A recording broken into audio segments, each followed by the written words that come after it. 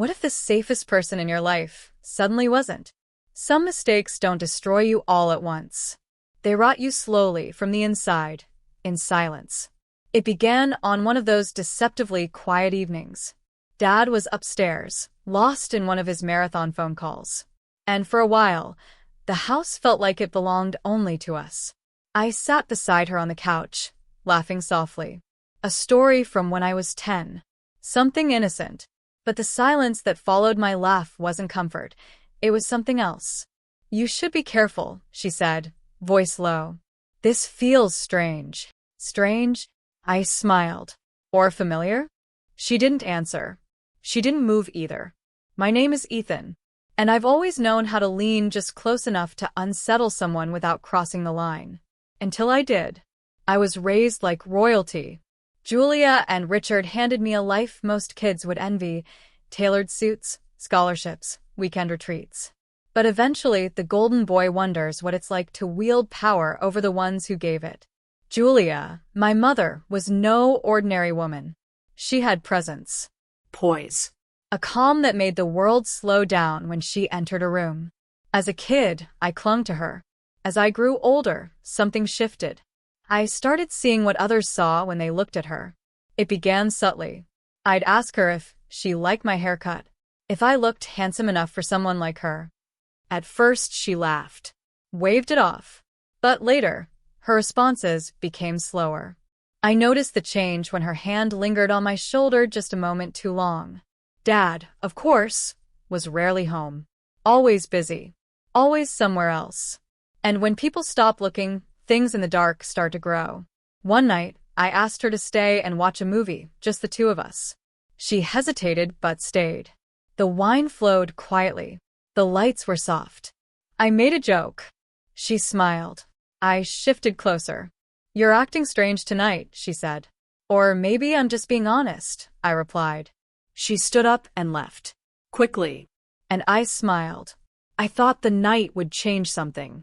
Instead, it made the morning colder. The next day, I walked into the kitchen wearing her robe, my coffee in hand. She looked up, startled.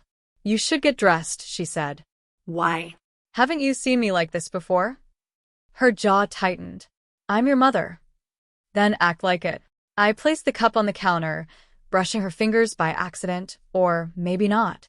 She didn't look at me for the rest of the day. That night, I stood outside her room, just breathing, listening, letting her feel my presence. I didn't knock, but the silence between us, it had taken shape, and neither of us turned away from it. The next morning, we sat at the table like nothing had happened. She scrolled through her phone. I stirred my tea. "Sleep well?" I asked. "Fine," she said, barely glancing up. "You've been quiet. There's a lot on my mind." "Like me?" That made her pause. Her hand stopped midair. Then she looked away. That pause? That was everything. The air between us didn't cool, it thickened. I lingered near her more often, standing too close, laughing too easily, asking questions that had nothing to do with family, but everything to do with desire. She didn't stop me. And Dad? He started noticing. "You two have been spending a lot of time together," Richard said one evening while setting the table. "We're just catching up," Julia answered.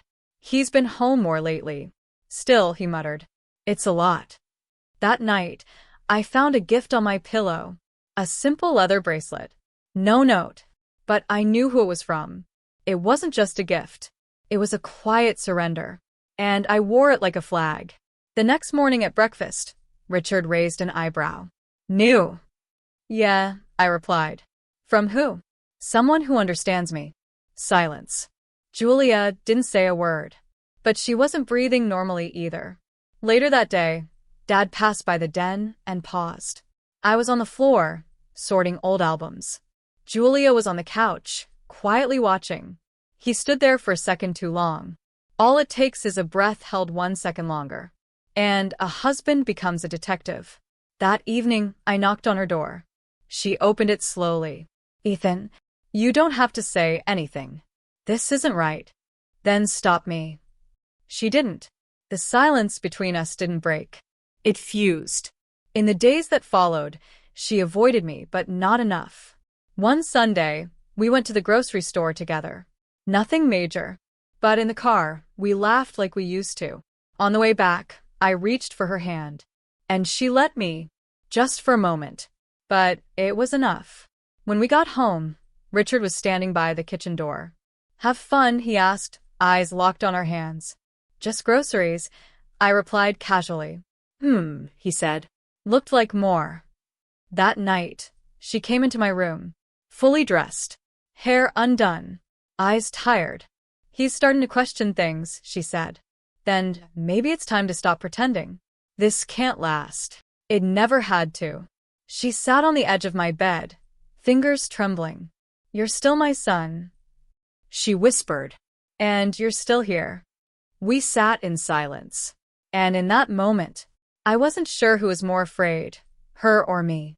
The morning it all collapsed began with stillness. Not peace, but pressure. I walked into the kitchen wearing the bracelet. She was already there, coffee untouched, eyes locked on nothing. "He knows," I said. "He suspects," she whispered. "And what happens when he stops wondering?" Footsteps echoed on the stairs. Richard entered the room. "Sit," he said. We obeyed. "I'm going to ask once," he said quietly. "Is there something going on between you two?" My hands didn't shake. Neither did hers. "What do you think?" I asked. His eyes darkened. "Julia?" Her voice didn't waver. "I made a mistake." The pause that followed stretched across lifetimes. "You're his mother," he said through clenched teeth. "And where were you, Richard?" she snapped suddenly. "Always absent. Always gone. So this is my fault." "No." "But it didn't happen in a vacuum." "You're blaming me for this?" "I'm saying you left space. And something filled it. He's our son." I didn't flinch. I didn't apologize. She stood up, quietly. "I'll pack," she whispered. "Don't bother," Richard said coldly. "I'm leaving." And he did. The door slammed once. Loud. Then silence. She sat down at the table, across from me. Her eyes red. But dry. "He's gone," I said. "Because of me," she replied. "Because of us." The house became a shell. I tried to draw her back. Cooked. Stayed close. Sat near. But something in her had shut down. A week later, I found a packed bag by the door. "I'm going away," she said. "To get help." "For what?" "For everything." "Are you leaving me too?" She looked at me for a long time. And then, "I've already lost your father. If I stay here, I'll lose myself too." Then she left. No words. No hug. No backward glance. The house grew cold. I stopped brushing my hair. I stopped opening the curtains. I wandered from room to room like a ghost. One day, I found a photo hidden in a drawer. The three of us. Laughing. Younger. Whole. I stared at it for a full minute, then ripped it down the middle. Not in anger. In mourning. A month passed. Then a postcard arrived. "I'm working on healing.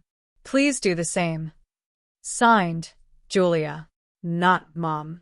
That word doesn't live here anymore. But some ghosts don't just haunt. They wait. One morning, I heard the front door creak open. I froze. Footsteps. Familiar. I stepped into the hallway. No one. It had been the wind. Again. I laughed. Just once. Then locked the door from the inside. And whispered into the quiet. "You chose him. But I'll be the one. You never forget." If this story lingered with you, even after the screen fades to black, consider subscribing. There are more untold stories waiting to be heard. Your support helps us continue sharing these emotional journeys. Like, subscribe, and stay with us.